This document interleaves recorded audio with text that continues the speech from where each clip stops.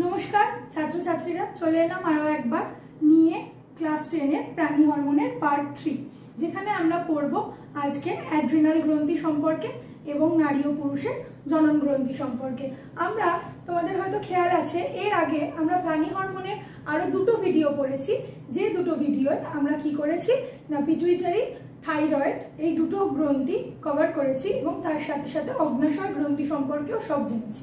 তাহলে আজকে আমরা চলে যাব মানব শরীরের আরো একটি গুরুত্বপূর্ণ অন্তঃক্ষরা গ্রন্থি যার নাম অ্যাড্রিনাল।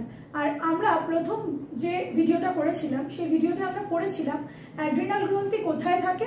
অ্যাড্রিনাল গ্রন্থি থাকে বৃক্ক বা কিডনি, যেটাকে আমরা বলে থাকি, সেই কিডনির উপর। কিরকম স্ট্রাকচারটা আরো একবার দেখিয়ে দিচ্ছি, চলে আসো।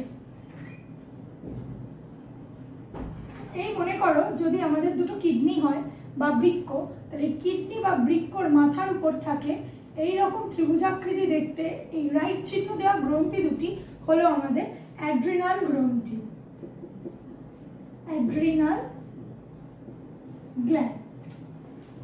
এই অ্যাড্রিনাল গ্ল্যান্ড বা অ্যাড্রিনাল গ্রন্থি দুটো অংশ, কি কি? একটার নাম কর্টেক্স আর একটার নাম মেডুলা। মনে রাখবে কর্টেক্স এবং মেডুলা। আচ্ছা, বাইরের অংশের নাম কর্টেক্স এবং ভিতরের অংশের নাম মেডুলা। কর্টেক্স থেকে তিনটে হরমোন খরিত হয়, কি কি? একটা হলো গ্লুকোকর্টিকয়েড,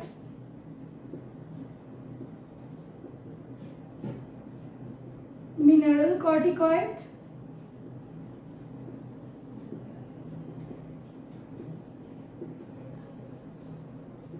এবং সেক্স স্টেরয়েড।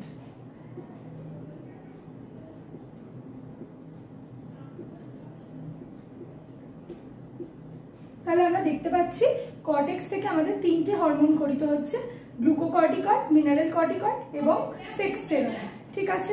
এবং মেডুলা পার্ট থেকে দুটো হরমোন ক্ষরণ হয়, কি কি? অ্যাড্রিনালিন, অ্যাড্রিনালিন এবং নর অ্যাড্রিনালিন।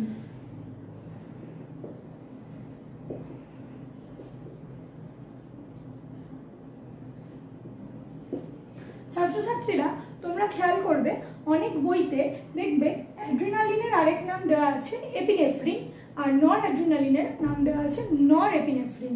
হ্যাঁ, একই কথা কিন্তু, অ্যাড্রিনালিন বা এপিনেফ্রিন, নর অ্যাড্রিনালিন বা নর এপিনেফ্রিন। এখানে একটা গুরুত্বপূর্ণ প্রশ্ন আসে, এই যে দুটো গ্রন্থি অ্যাড্রিনাল গ্রন্থি, এদের আরেক নাম সুপ্রারেনাল গ্রন্থি। এবার প্রশ্ন হলো এদের কেন সুপ্রারেনাল গ্রন্থি বলা হচ্ছে? এদের কেন সুপ্রারেনাল গ্রন্থি বলা হচ্ছে? যেহেতু এরা বৃক্কের উপর অবস্থিত আর বৃক্কের আরেক নাম রেনাল গ্রন্থি, তাই এই রেনাল গ্রন্থি যেহেতু বৃক্কের আরেক নাম, তাই বৃক্কের উপর অবস্থিত গ্রন্থি দুটোকে আমরা বলছি সুপ্রারেনাল গ্রন্থি। আচ্ছা, তাহলে অ্যাড্রিনাল গ্রন্থির দুটো অংশ কর্টেক্স এবং মেডুলা। কর্টেক্স থেকে খরিত হচ্ছে glucocorticoid, mineral corticoid, sex steroid এবং মেডুলা থেকে খরিত হচ্ছে অ্যাড্রিনালিন, নর অ্যাড্রিনালিন। এবার এই হরমোনগুলোর কাজ বা এই হরমোনগুলো সম্পর্কে আমাদের সিলেবাসে নেই। আমাদের সিলেবাসে যেটা আছে সেটা হলো অ্যাড্রিনালিন, যেটা সম্পর্কে আমরা পড়ব, ডিটেলসে আলোচনা করব। আচ্ছা দেখো, অ্যাড্রিনালিন হরমোনের অভাবে মানে অ্যাড্রিনাল হরমোনের অস্বাভাবিকতায়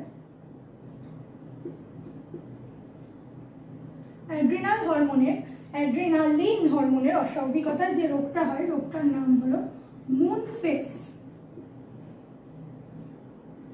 মুন ফেস নামে এই রোগটি অ্যাড্রিনালিন গ্রন্থির মানে অ্যাড্রিনাল গ্রন্থির অস্বাভাবিকতার দরুন হয়। আচ্ছা, অ্যাড্রিনাল গ্রন্থিকে খরিত হরমোন যে অ্যাড্রিনালিন, তাকে আমরা বলে থাকি আপৎকালীন বা জরুরিকালীন হরমোন। কি বলে থাকি? এই হরমোনের আরেক নাম, অ্যাড্রিনালিনের আরেক নাম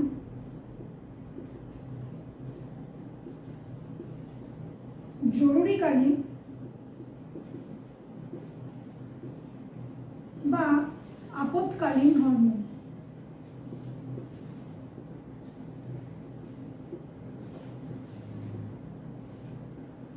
আচ্ছা, কেন আমরা একে জরুরিকালীন বা আপৎকালীন হরমোন বলছি সে বিষয়ে আমাদের জানতে হবে। দেখবে শরীরে যে কোনো রকম অস্বাভাবিকতা বলতে যেমন আমরা বলতে পারি ধরো রাগ হওয়া, তারপর কোনোভাবে ধরো অত্যাধিক হাসি পাওয়া বা অত্যাধিক বেদনা পাওয়া, এই রকম সময় আমরা কি আমাদের নিজেদের চেহারার এক্সপ্রেশন বা চেহারার অঙ্গভঙ্গিমা আমরা নিয়ন্ত্রণ করতে পারি না। এই চেহারার অঙ্গভঙ্গিমা নিয়ন্ত্রণ হয় বা নিয়ন্ত্রণ করে কে? এই অ্যাড্রিনালিন হরমোন। এবার যেহেতু এই সময় অ্যাড্রিনালিন হরমোনের ক্ষরণ বেশি হয়, আর এই হরমোনের ক্ষরণের দরুন আমরা দেখতে পাই আমাদের মুখের এক্সপ্রেশনের মধ্যে পরিবর্তন আসছে। যে ভয় পাওয়া অত্যাধিক, যে চোখ মুখের যে এক্সপ্রেশন, বা কান্না পাওয়া, দুঃখ পাওয়া, আনন্দ পাওয়া, সব রকম পরিস্থিতিতে বা এই রকম জরুরি বা যেটা কি বলবো একদম এমার্জেন্সি পরিস্থিতি বা আপৎকালীন পরিস্থিতি, সেই আপৎকালীন পরিস্থিতিতে এই হরমোন কি করে? আমাদের চেহারার ভাব নিয়ন্ত্রণ করে। তাই এই হরমোনকে আপৎকালীন হরমোন বা জরুরি অবস্থা নিয়ন্ত্রণের জন্য জরুরিকালীন হরমোন কিন্তু বলা হয়ে থাকে। আচ্ছা, মুন ফেস হলে কি হয়? মুন ফেস হলে গোলাকৃতি বা চাঁদের মতো মুখ হয় এবং মুখের চারপাশে চর্বির সঞ্চার হয় এবং গলা এবং মুখ আলাদা করে আমরা বুঝতে পারি না, অনেকটা অংশ ফুলে যায়। ঠিক আছে, আরও অনেক রকম অস্বাভাবিকতা দেখা যায়। কীরকম অস্বাভাবিকতা? না, শরীরে মেদবহুল হয়ে যাওয়া, কোনো কিছুতে ইচ্ছা না করা, মানসিক অবসাদ, অনেক রকমের সমস্যা দেখতে পাওয়া যায়। সেগুলো হচ্ছে মুন ফেসের লক্ষণ। তাহলে অ্যাড্রিনালিন থেকে তোমরা কি কি পড়বে? অ্যাড্রিনাল গ্রন্থি থেকে ক্ষরিত হরমোনগুলোর নাম পড়বে, যে কর্টেক্স থেকে কি কি হরমোন ক্ষরণ হয় এবং মেডুলা থেকে কি কি হরমোন ক্ষরণ হচ্ছে। অ্যাড্রিনালিন, এই অ্যাড্রিনালিনকে আমরা কেন জরুরিকালীন বা আপৎকালীন হরমোন বলবো সেটা পড়বে। আর কি পড়বে? অ্যাড্রিনালিন গ্রন্থির অস্বাভাবিকতার দরুন এই যে মুন ফেস হচ্ছে, এই মুন ফেসের লক্ষণগুলো ভালো করে পড়বে। অ্যাড্রিনাল গ্রন্থিকে কেন সুপ্রারেনাল গ্রন্থি বলা হচ্ছে বা অ্যাড্রিনাল গ্রন্থির অবস্থান কোথায় সেটা কিন্তু তোমাদের পড়তে হবে। আচ্ছা, অ্যাড্রিনাল গ্রন্থির পর আমরা চলে যাব নারী ও পুরুষের জনন গ্রন্থিতে। চলো দেখা যাক নারী ও পুরুষের জনন গ্রন্থি। আচ্ছা, নারী ও পুরুষের জনন গ্রন্থি কিন্তু অন্তঃক্ষরা গ্রন্থি। অন্তঃক্ষরা গ্রন্থি মানে যেখান থেকে হরমোন ক্ষরণ হয়, আর যে হরমোনগুলো নারীর মধ্যে নারী সুলভ মনোভাব এবং নারী সুলভ শারীরিক গঠন এবং পুরুষের মধ্যে পুরুষালী মনোভাব এবং পুরুষ সুলভ শারীরিক গঠন ক্রিয়েট করে বা তৈরি করতে সহায়তা করে।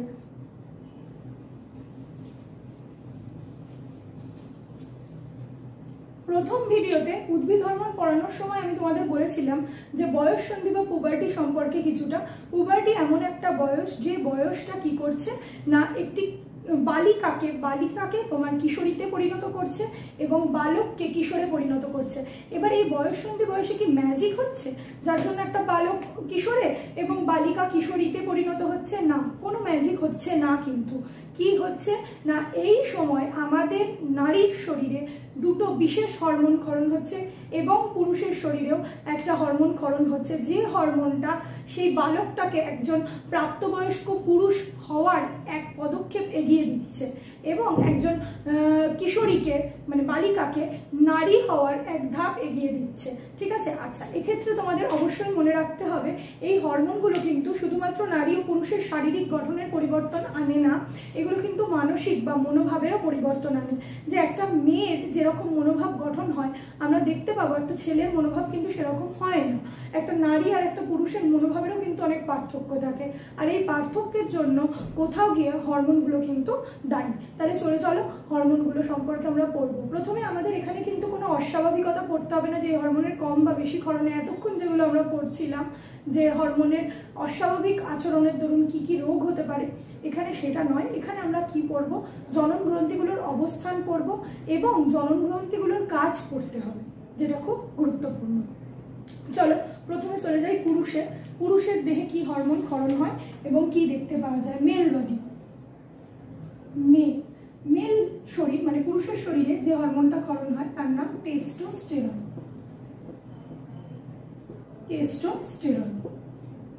খুব শক্তিশালী এবং পাওয়ারফুল হরমোন। কোথা থেকে ক্ষরণ হচ্ছে? টেস্টিস নামটা কেন বলছি? টেস্টিস থেকে টেস্টোস্টেরন মনে রাখতে দেখবে সুবিধা হবে, তাই জন্য বললাম যে টেস্টিস থেকে টেস্টোস্টেরন। আচ্ছা, টেস্টিসের বাংলা নাম কি? শুক্রাশয়। এই হরমোনটা ক্ষরিত হচ্ছে কোথা থেকে? শুক্রাশয়, উৎস শুক্রাশয়। কাজ করব। কাজ কি? প্রথম কাজ হচ্ছে না টেস্টিসের কাজ, এক শুক্রাণু উৎপাদন।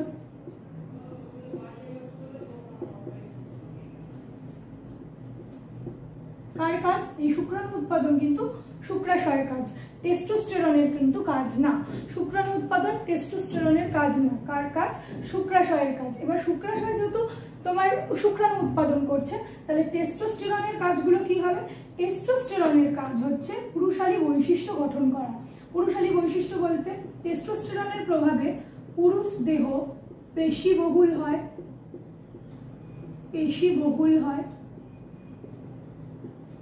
পুরুষ দেহে দাড়ি গোফের আবির্ভাব হয়, দাড়ি গোফের আবির্ভাব হয়। বক্ষদেশে লোমোদ্গম হয়,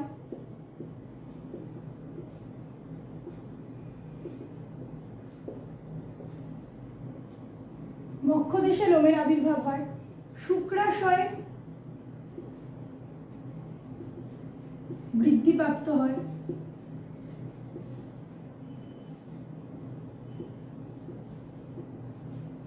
এবং বিএমআর বৃদ্ধি পায়।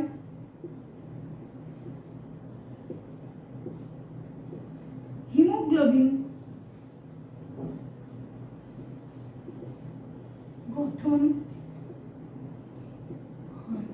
আচ্ছা, তাহলে এই যে নিচে আমি কাজগুলো লিখলাম, এগুলো সবই কিন্তু টেস্টোস্টেরনের কাজ, কিন্তু শুক্রাণু উৎপাদন শুক্রাশয়ের কাজ। তাহলে টেস্টোস্টেরন কি কাজ করছে? টেস্টোস্টেরনের জন্য পুরুষের দেহ পেশিবহুল হচ্ছে, পুরুষের দাড়ি গোফের আবির্ভাব হচ্ছে, বক্ষদেশে লোমোদ্গম হচ্ছে, শুক্রাশয়ের বৃদ্ধিপ্রাপ্ত হচ্ছে, বিএমআর বৃদ্ধি পাচ্ছে, এবং রক্ত বা হিমোগ্লোবিন নারীর তুলনায় কিন্তু পুরুষের শরীরে বেশি থাকে, আর তার জন্য দায়ী কিন্তু টেস্টোস্টেরন। আচ্ছা, এখানে আরেকটা কথা মনে রাখবে, টেস্টোস্টেরন কিন্তু পুরুষের গলার স্বরের উপরও প্রভাব বিস্তার করে, তার জন্য পুরুষের গলার স্বর মোটা হয় বা ভারী হয়। পুরুষের গলার স্বর ভারী হয়। আচ্ছা, এখানে আরেকটা জিনিস মনে রাখবে, মুখ্য যৌনাঙ্গ যদি বলে পুরুষের, যেটার মাধ্যমে পুরুষ পজিটিভলি জনন করে, সেটা কিন্তু শুক্রাশয়, এটা মুখ্য যৌনাঙ্গ। আর যদি বলে গৌণ যৌনাঙ্গগুলো, পুরুষের শরীরের গৌণ যৌনাঙ্গগুলো কি কি? গৌণ যৌনাঙ্গ হবে শিশ্ন। শিশ্ন মানে পুরুষের লিঙ্গ, ঠিক আছে? শিশ্নের আরেক নাম লিঙ্গ। এছাড়াও কাউপার গ্রন্থি, কাউপার গ্রন্থি, প্রস্টেট গ্রন্থি, ঠিক আছে? এগুলো হচ্ছে পুরুষের আনুষঙ্গিক যৌনাঙ্গ বা গৌণ যৌনাঙ্গ।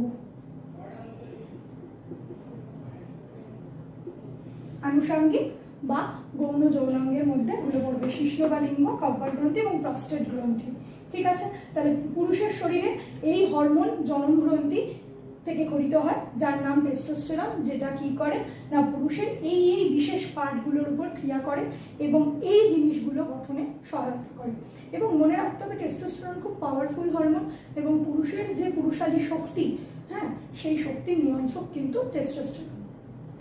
আশা করি কোথাও অসুবিধা নেই তোমাদের।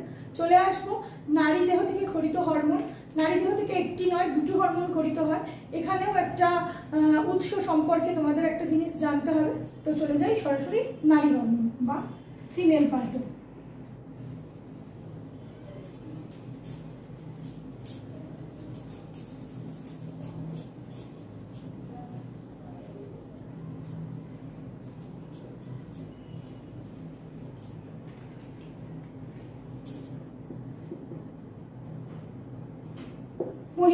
মহিলাদের শরীরে প্রথম হরমোন আমরা পড়বো ইস্ট্রোজেন।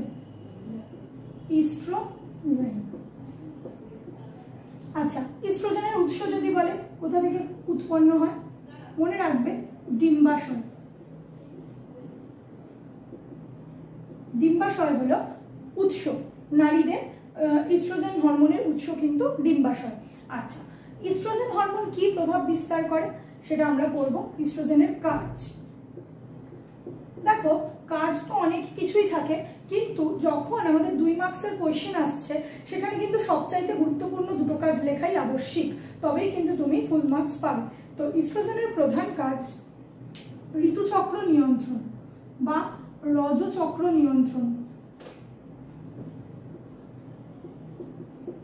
মানুষের শরীরে রজচক্র নিয়ন্ত্রণ এবং বিভিন্ন প্রাণীদের শরীরে ঋতুচক্র নিয়ন্ত্রণ। রজচক্র বা ঋতুচক্র কি সে বিষয়ে একটু যদি বলে দিই, সেই বিষয় হলো আমাদের মহিলাদের শরীরে প্রত্যেক যৌন জীবনের 28 দিন অন্তর কি হয়, রজচক্র নিয়ন্ত্রণ হয়। এই রজচক্র নিয়ন্ত্রণ করে কিন্তু ইস্ট্রোজেন হরমোন। ইস্ট্রোজেনের প্রভাবে নারী ব্লিড করে এবং তার দরুন প্রত্যেকটা নারী মা হওয়ার ক্ষমতা অর্জন করে। তাহলে রজচক্র কি না, রজচক্র হলো মহিলাদের একটি যৌনচক্র যেটা প্রত্যেক মাস 28 দিন অন্তর শরীরের মধ্যে দেখা দেয়। এটি একটি নারীর শরীরের একটা যৌন ক্রিয়া আমরা বলতে পারি। তাহলে এই রজচক্র নিয়ন্ত্রণ করছে কে, ইস্ট্রোজেন হলো। এছাড়াও ইস্ট্রোজেনের কাজ কি, ইস্ট্রোজেনের কিছু আনুষঙ্গিক কাজ আছে। ইস্ট্রোজেনের প্রভাবে নারীর স্তন গ্রন্থি সক্রিয় হয়, স্তন গ্রন্থি সক্রিয় হয়, নারীর দেহ মেদবহুল হয়,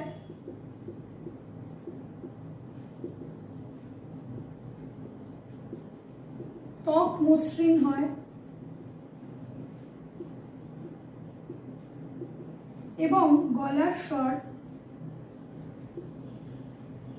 তীক্ষ্ণ হয়। এগুলো নারীর শরীরে কিছু আনুষঙ্গিক পরিবর্তন যেটা বয়ঃসন্ধিতে আমরা দেখতে পাই এবং কার জন্য সেগুলো হয়, সেগুলো ইস্ট্রোজেনের প্রভাবে কিন্তু হচ্ছে। ঠিক আছে, আচ্ছা, ইস্ট্রোজেনের পর আমরা চলে আসব প্রোজেস্টেরন, যেটা হচ্ছে মহিলাদের আরো একটি যৌন হরমোন। Progesterone second hormone. এই প্রোজেস্টেরন কি গঠন করে, প্রোজেস্টেরনের কাজ, প্রোজেস্টেরনের উৎস দেখবে সব বইতে ডিম্বাশয় রয়েছে, কিন্তু প্রোজেস্টেরনের উৎস ডিম্বাশয় নয়। দেখবে ডিম্বাশয় কি হয়, ডিম্বাশয় থেকে যখন ডিম্ব নিঃসরণ হয়ে যায় আফটার রজচক্র, মানে রজচক্রের পরবর্তী অবস্থায় ডিম্বাশয় থেকে ডিম্ব বেরিয়ে গেলে তারপর ডিম্বাশয় কর্পাস লিউটিয়াম নামে একটা অঙ্গে পরিণত হয়। ডিম্বাশয়েরই একটা রূপ হচ্ছে কর্পাস লিউটিয়াম, যেটা ত্রিভুজাকৃতি হয়। ডিম্বাশয়টা গোল হয়, ডিম্বাণু নিঃসরণের পর সেটা ত্রিভুজাকৃতি হয়ে যায়। এই অংশটা বা এই বিষয়টা তোমরা ডিটেলসে পড়বে ক্লাস 12-এ। যদি তোমরা বায়োলজি নাও তাহলে তখন কিন্তু তোমরা এই বিষয়টা ডিটেলসে পড়বে। তো তাহলে এই প্রোজেস্টেরন কোথা থেকে খরিত হচ্ছে, উৎস কি, আমরা উৎস লিখতে পারি কর্পাস লুটিয়াম বা পিত্ত গ্রন্থি। কর্পাস লুটিয়ামের আরেক নাম কি, পিত্ত গ্রন্থি, কর্পাস লিউটিয়াম, মনে রাখবে লিউটিয়াম। কর্পাস লিউটিয়াম বা পিত্ত গ্রন্থি থেকে প্রোজেস্টেরন খরিত হয় এবং সবচাইতে গুরুত্বপূর্ণ কাজ হচ্ছে অমরা গঠন। অমরা গঠন, অমরা কি, অমরা মানে প্লাজেন্টা, প্লাজেন্টা, যেটা আমরা বলে থাকি, দেখবে আমাদের মায়েরা বলে থাকে যে আমার নারী ছেঁড়া ধন, আমরা বলে থাকি, মানে আমাদের মায়েরা আমাদের ক্ষেত্রে বা আমাদের উল্লেখ করে কিছু বলার সময় বলে থাকে এই মেয়ে বা এই ছেলেকে আমি অনেক কষ্ট করে জন্ম দিয়েছি, এ আমার নারী ছেঁড়া ধন। তো এই কথাটার মানে কি, আমরা সহজ ভাষায় বা সাধারণ কথায় নারী বলে থাকি, কিন্তু অমরা বা প্লাজেন্টা হলো কি না, যেটা মা আর বাচ্চাকে মানে গর্ভস্থ ভ্রূণকে কানেক্ট করছে, মাকে এবং গর্ভস্থ ভ্রূণকে কানেক্ট করছে। মায়ের শরীরের থেকে পুষ্টি গর্ভস্থ ভ্রূণ পাচ্ছে এবং ভ্রূণ থেকে ভ্রূণ আর মা কানেক্টেড থাকছে কিসের মাধ্যমে, অমরা বা প্লাজেন্টার মাধ্যমে। আর এই অমরা বা প্লাজেন্টা গঠন করে কে, প্রোজেস্টেরন গঠনে সহায়তা করে। এবং আরেকটা কাজ হচ্ছে গর্ভাবস্থায় ঋতুচক্র বা যেটাকে আমরা বলি রজচক্র বন্ধ রাখে। গর্ভাবস্থায় ঋতুচক্র বা রজচক্র বন্ধ রাখতেও সহায়তা করে কিন্তু প্রোজেস্টেরন। তাহলে প্রোজেস্টেরনের গুরুত্বপূর্ণ দুটো কাজ আমরা দেখে নিলাম। আশা করি হরমোন চ্যাপ্টারটা তোমরা খুব ভালো করে বুঝেছো, হরমোনে তোমাদের কোনো অসুবিধা নেই। দেখো পার্ট 1, পার্ট 2, পার্ট 3 তোমরা খুব ভালোভাবে দেখেছো এবং উদ্ভিদ হরমোন এবং প্রাণী হরমোন থেকে সমস্ত গুরুত্বপূর্ণ বিষয় তোমাদের সঙ্গে আলোচনা করেছি। যদি কোথাও অসুবিধা হয় তাহলে কিন্তু ভিডিওটা বারবার পজ করে দেখবে। আশা করি তোমাদের পুরো অংশটাই ভালো লেগেছে। তাহলে চলে যাব আমরা পরবর্তী অংশ, স্নায়ুতন্ত্র। দেখো এই ভিডিওতে স্নায়ুতন্ত্রের কিছুটা অংশ শুরু করছি, কিন্তু আজকে স্নায়ুতন্ত্র অনেকটা হিউজ বা বড় একটা অংশ আমরা জানি প্রথম অধ্যায়েরই, তো যতটা সম্ভব আজকে কভার করব এবং বাকি স্নায়ুতন্ত্রের অংশ কিন্তু আমরা পরবর্তী ভিডিওয়ে দেখব। আজকে আমরা শুধু স্নায়ুতন্ত্রের গঠনগত ও কার্যগত একক নিউরন এইটুকু সম্পর্কেই পড়ব। চলো তাহলে নিউরন সম্পর্কে আমরা শুরু করছি। তাহলে হরমোন, যদি কোথাও বুঝতে অসুবিধা হয় বা কোনো কোয়ারিজ থাকে অবশ্যই হরমোন সম্পর্কে কমেন্ট বক্সে জানাতে পারো। চলো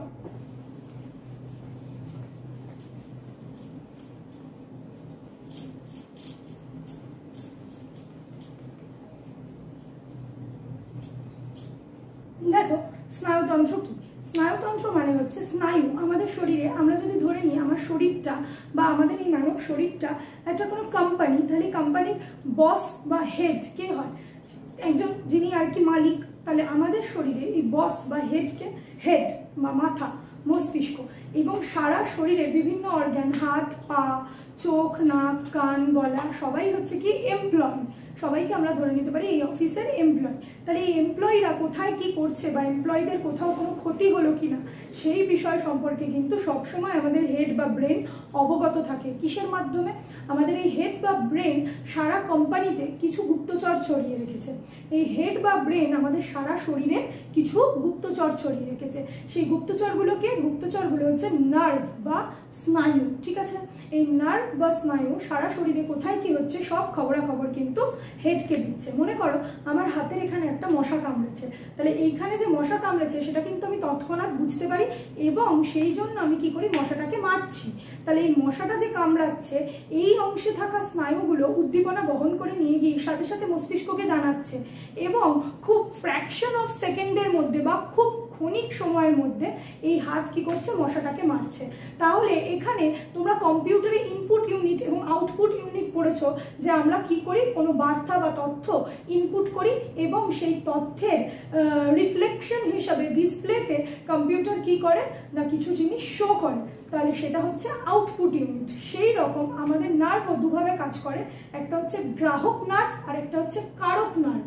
গ্রাহক নার্ভের কাজ হচ্ছে উদ্দীপনা মানে বাহ্যিক উদ্দীপনা যেটা বাইরে থেকে শরীরের উপর আসছে সেই উদ্দীপনাটা গ্রহণ করা, এবং কারক নার্ভ যাদের কাজ হচ্ছে সেই উদ্দীপনার পরিপ্রেক্ষিতে তোমার হয়ে শরীর সাপেক্ষে উত্তর দেওয়া। যেমন মশাটা কামড়ালে এইখানে অবস্থিত নার্ভগুলো কি করলো, উদ্দীপনা গ্রহণ করলো, করে ব্রেনকে বললো, এবার ব্রেন হাতকে বললো যে এখানে একটা মশা বসেছে তুমি মারো, তো সঙ্গে সঙ্গে হাত কি করলো, মশাটাকে মারলো। তার মানে এখানে থাকা কারক নার্ভগুলো কি করলো, কাজ করলো। ঠিক আছে, তাহলে এই নার্ভ বা স্নায়ুতন্ত্র এই পুরো সিস্টেমটাকে আমরা বলবো নার্ভাস সিস্টেম বা স্নায়ুতন্ত্র।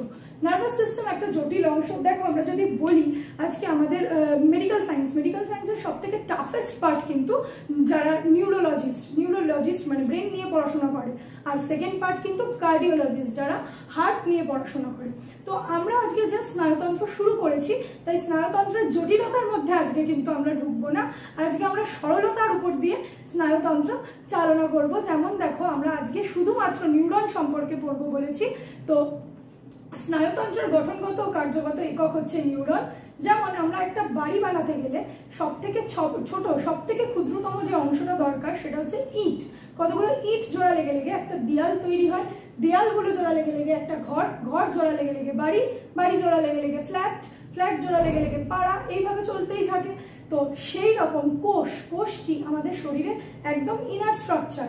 কোষ জোড়া লেগে লেগে তৈরি হয় কলা জোড়া লেগে লেগে অঙ্গ থেকে তন্ত্র থেকে কি হচ্ছে মানব শরীর, এইভাবে আসছি। তো সেই রকম স্নায়ুও একটা কোষ। ঠিক আছে, আর এই স্নায়ু কোষ মানব শরীরের দীর্ঘতম কোষ। এবং তোমাদের মনে রাখতে হবে স্নায়ু কোষ কিন্তু কখনো বিভাজিত হয় না, মানে কোষ বিভাজন হয় না।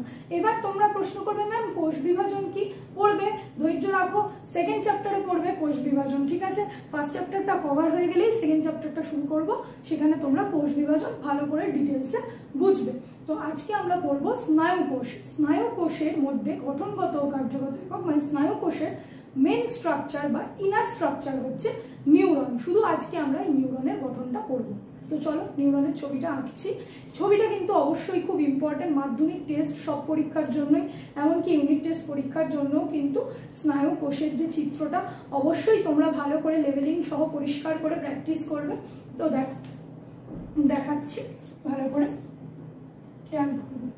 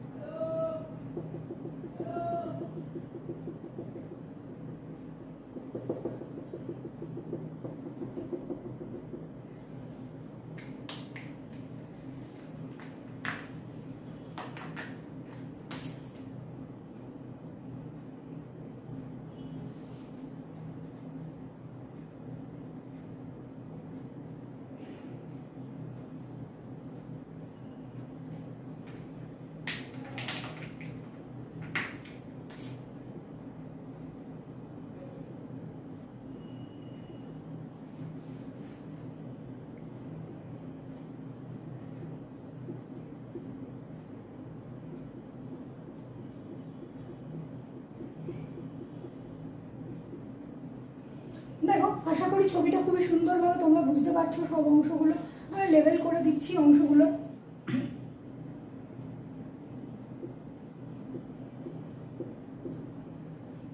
র্যানভিয়ারের পর্ব,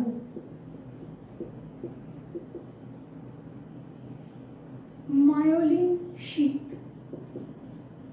মায়োলিন শীত, এই অংশটার নাম প্রান্ত পুরুষ,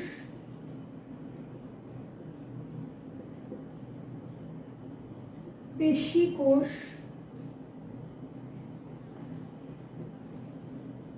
অ্যাকশন হিলক,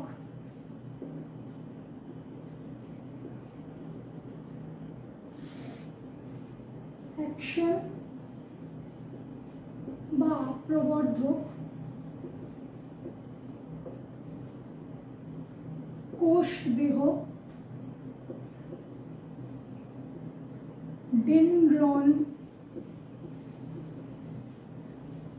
ডেনড্রাইট, নিউক্লিয়াস,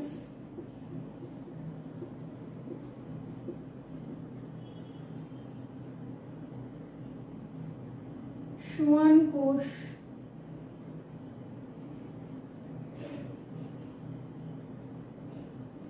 নিজল দানা,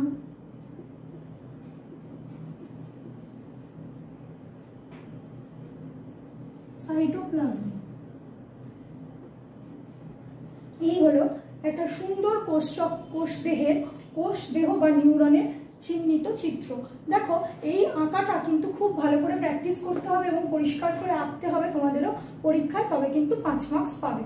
ঠিক আছে, দেখো প্রত্যেকটা অংশ আমি আলাদা করে চিহ্নিত করে একটু বলে দিচ্ছি, বুঝে নাও। দেখো এই অংশটা হচ্ছে কোষ দেহ। এটা যে কোনো রকমের হতে পারে, গোলাকৃতিও হতে পারে, তারকাকৃতিও হতে পারে, তবে বেশিরভাগ ক্ষেত্রে আমরা তারকাকৃতি স্নায়ুকোষ দেখতে পাবো। আর এই যে স্নায়ুকোষের লেন্থটা দেখছো, স্নায়ুকোষ কিন্তু মানব শরীরের দীর্ঘতম কোষ। ঠিক আছে, আর অবশ্যই ছবি আঁকার পর নিচে কিন্তু লিখে দেবে নিউরন বা স্নায়ুকোষ। আর মনে রাখবে দীর্ঘতম কোষ, মানব শরীরের দীর্ঘতম কোষ হলো স্নায়ুকোষ। ঠিক আছে, যেটি হচ্ছে নার্ভাস সিস্টেম বা স্নায়ুতন্ত্রের গঠনগত এবং কার্যগত একক। আচ্ছা, এটা কোষ দেহ, এই অংশটা কোষ দেহ। কোষ দেহের মধ্যে কি কি পড়ছে? এই যে অংশটা ভিতরে দেখছো, এটা হচ্ছে সাইটোপ্লাজম। সাইটোপ্লাজম মানে আমরা জানি কোষের মধ্যে এক প্রকার তরল ধাত্র থাকে, সেই তরল ধাত্রটাকে আমরা বলছি সাইটোপ্লাজম। এই যে অংশগুলো ত্রিভুজাকৃতি বা তারকাকার অংশগুলো, এগুলোকে আমরা বলছি ডেনড্রন। ডেনড্রন থেকে যে শাখা প্রশাখাগুলো বেরিয়েছে এইগুলোকে আমরা বলবো ডেনড্রাইট। আচ্ছা, এটা হচ্ছে মাঝখানে রয়েছে নিউক্লিয়াস, যাকে আমরা কোষের মস্তিষ্ক বলে থাকি, এবং এই রেড কালারের সিম্বলগুলো হচ্ছে নিজল দানা। মনে রাখবে এই নিজল দানা এমন একটা অংশ যেটা শুধুমাত্র স্নায়ুকোষের কোষ দেহের মধ্যেই দেখতে পাওয়া যায়, আর কোথাও কিন্তু দেখতে পাবো না। এবার এই কোষ দেহ থেকেই একটা প্রবর্ধক সৃষ্টি হয়। এই যে দেখো এখানটা এসে শুরু হয়ে একটা প্রবর্ধক সৃষ্টি হয়েছে, এই প্রবর্ধককে আমরা বলবো অ্যাকশন। ঠিক আছে, এই প্রবর্ধক মানে যেখান থেকে কোষ দেহ শেষ হয়ে অ্যাকশন শুরু হচ্ছে সেই অংশটাকে আমরা বলছি অ্যাকশন হিলক। ঠিক আছে, অ্যাকশন হিলক। এই যে সরু তন্তু, এর মধ্যে এই যে ব্ল্যাক কালারের অংশটা, এই যে কালো ঘষে দিয়েছি দেখতে পাচ্ছ, এটাকে আমরা বলবো মায়োলিন শীথ। আর এই রেড কালারের যে অংশ দুটো, এই দুটো হচ্ছে সোয়ান কোষ, সোয়ান কোষ। আর দুটো মায়োলিন শীথ আবরণীর মাঝখানের অংশকে আমরা বলবো র্যানভিয়ারের পর্ব হলো।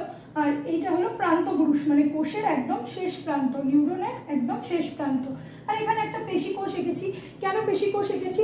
দেখো এখানে মশা কামড়াচ্ছিল, এটা তো তাহলে পেশি রয়েছে, এখানে এখানেও নার্ভ রয়েছে বা স্নায়ু রয়েছে, তাই জন্য এখানে একটা পেশি কোষ এঁকে দিয়েছি। সব সারা শরীরের বিভিন্ন কোষের সাথেই কিন্তু তোমার নিউরন যুক্ত থাকে। ঠিক আছে, এবার কি কাজ একটু বলে দিই। কোষ দেহের কাজ হচ্ছে এই ডেনড্রাইট গুলোর মাধ্যমে উদ্দীপনা গ্রহণ করা। মানে মশাটা কামড়ালো, এখানের মধ্যে যে কোষটা রয়েছে মানে নিউরনটা যেটা রয়েছে হাতে, সেই নিউরনের ডেনড্রাইট উদ্দীপনাটা গ্রহণ করলো। উদ্দীপনাটা গ্রহণ করে কোষ দেহের মধ্যে থেকে অ্যাকশনে গেল, সেটার মাধ্যমে বাহিত হলো। এরকম সারা শরীরে পরপর পরপর পরপর অনেক নার্ভ রয়েছে, এরকম স্নায়ু নার্ভ বা নিউরন রয়েছে। এই নিউরন কি করছে? উদ্দীপনাটা বহন করছে, করে মস্তিষ্কে নিয়ে যাচ্ছে। তাহলে এটা হচ্ছে গ্রাহক অঙ্গ যেটা গ্রহণ করছে, আর এই নিচের অংশটা হচ্ছে কারক অঙ্গ। ঠিক আছে, আচ্ছা, নিউরনের যে আবরণী তাকে আমরা কিন্তু বলবো নিউরোলেমা। নিউরোলেমা, নিউরনের আবরণী, নিউরনের আবরণী নিউরোলেমা। আর নিউরনের সাইটোপ্লাজমকে বলা হয় নিউরোপ্লাজম। মনে রাখবে কি বলা হয়? নিউরোপ্লাজম। যেহেতু এটা নিউরন তাই এটাকে আমরা বলবো নিউরোপ্লাজম। আচ্ছা, পরীক্ষায় কিন্তু তোমায় এতগুলো অংশ চিহ্নিত করতে দেবে না, হয়তো স্পেসিফিক দুটো কি তিনটে অংশ কি চারটে অংশ তোমাকে চিহ্নিত করতে দেবে। তবে এখানে একটা কথা বলবো, যে অংশটা চিহ্নিত করতে দেবে সেটাই কিন্তু তোমাকে চিহ্নিত করতে হবে। ঠিক আছে, অন্য অংশগুলো কিন্তু চিহ্নিত করলে হবে না। আশা করি ছবিটা তোমরা বুঝতে পেরেছো। এই ভিডিওতে আমরা স্নায়ুকোষ সম্পর্কে বেশি ডিটেলসে পড়বো না, বলেছি আজকে জটিলতার মধ্যে যাব না, পরের দিন যাব জটিলতার মধ্যে। পরের ভিডিওয়ে স্নায়ুতন্ত্র আরও ডেপথে গিয়ে ভালো করে গভীরে গিয়ে পড়াশোনা করব। আজকে শুধুমাত্র তোমাদের জন্য এই ছবিটা, তবে ছবিটা কিন্তু বাড়িতে অবশ্যই প্র্যাকটিস করো। আর ভালো লাগলে লাইক শেয়ার সাবস্ক্রাইব করতে তো ভুলবে না অবশ্যই। আর খুব ভালো থেকো, দেখা হচ্ছে পরবর্তী ভিডিও। Thank you.